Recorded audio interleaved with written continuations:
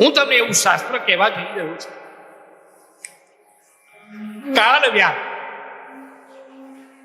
કાળરૂપી સર્પ, મુખ ત્રાસ, એના મુખનો જે ત્રાસ છે એમાંથી છુટકારો અપાવનારું એ શાસ્ત્ર હું તમને કહી રહ્યો છું. શ્રીમદ ભાગવતજી સાંભળીએ અને મૃત્યુ ન આવે એવી અપેક્ષા એ ન સાંભળશે. જાતસ્ય હિ ધ્રુવ મૃત્યુ,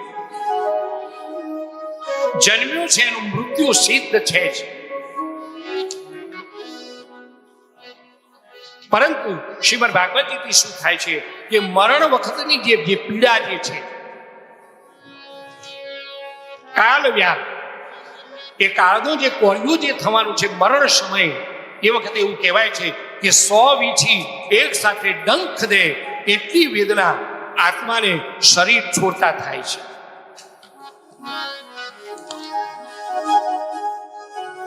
પણ શ્રીમદ ભાગવતજીના જો શ્રવણ કર્યા હોય ને તો એ બતાવે છે, એ નિર્ભયતા આપે છે, એ ભયમાંથી મુક્ત કરે છે.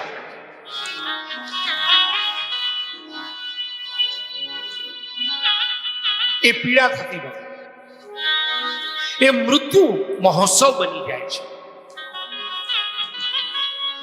પદે પદે ને પલે પલે મરે, તમને કોઈ પણ ચિંતા હોય તો મૃત્યુની છે. ફલાણું કરીએ તો મરી જવાય તો, પણ જુઓ ચમત્કૃતિ એ છે કે હું તમે મર્યા નથી, પણ મર્યાનો ભય કેમ છે? મર્યા છીએ ખરા. મોટા મોટા 2 દુઃખ જો કોઈ હોય પ્રાણી માત્રના, જીવ માત્રના, તો એક જન્મનું દુઃખ છે અને એક મરણનું દુઃખ છે.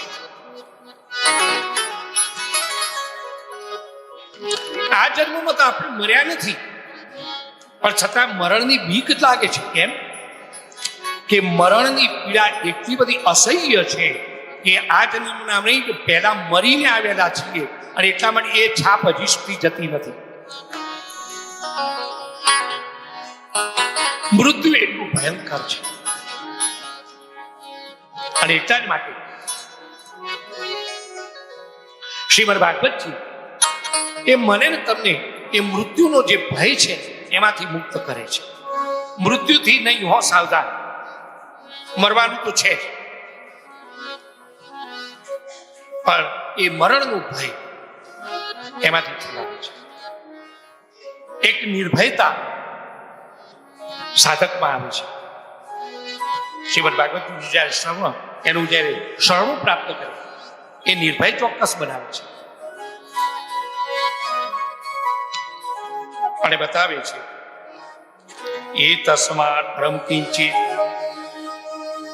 મનો શુદ્ધ્ય નિવિદ્યતે જન્માંતરે ભવે પુણ્યમ તદા ભાગવતમ લભે. શ્રીમદ ભાગવતજી જેટલું મનને શુદ્ધ કરાવી આપે છે,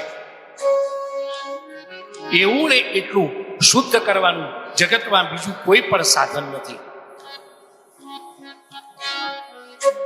સાધનો છે ખરા, જપ છે, તપ છે, યજ્ઞ છે, પૂજા છે, પણ જેટલું શ્રીમદ ભાગવતજી જેટલું એ મનને શુદ્ધ કરાવી આપે છે એટલી શુદ્ધિ આ બધા સાધનો નથી કરાવી આપતા. નહીં જપ, નહીં તપ, નહીં પૂજા. અને કળિયુગ તો કેવળ નામ આધાર. વિચારજો, એ તાકાત શ્રીમદ ભાગવતજીમાં છે, મનને શુદ્ધિ આપે છે. કલિકાલ ન સાધન દૂજા, કલિકાલ ન સાધન દૂજા, કલિકાલ ન સાધન દૂજા,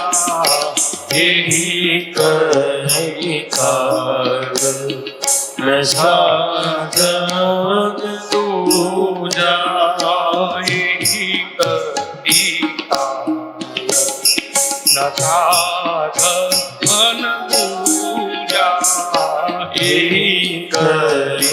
કાલ પ્રસાદ દુજા જોગ જગ્ય અપવ્રત પૂજા જોગ જગત વ્રત પૂજા કરી કાલ પ્રસાદ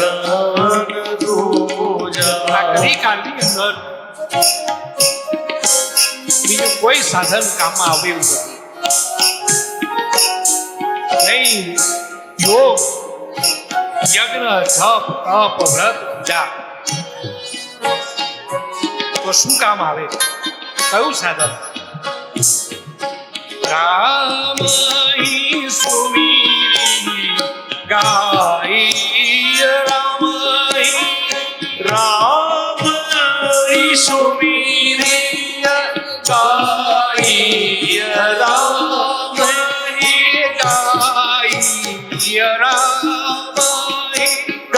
ગાય રામ સંત રામ ગુણ ગ્રામય સંત સુનિય રામ ગુણ ગ્રાય કરી કાલ સાધન પૂજા કરી કાલ પ્રસાદ પૂજા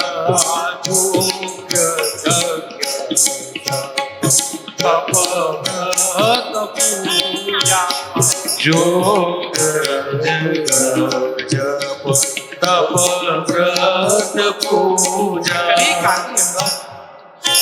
કેવળ માત્ર આ મનને શુદ્ધ કરાવવાનું કોઈના પણ જો સામર્થ્ય હોય તો બતાવે છે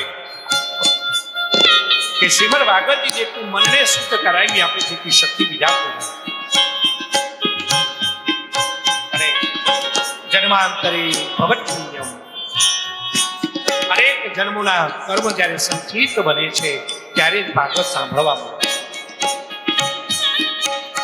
એક દિવસની ઘટના બતાવે છે કે સુખદેવજી મહારાજ પરીક્ષિતને કથા શ્રવણ કરાવતા હતા.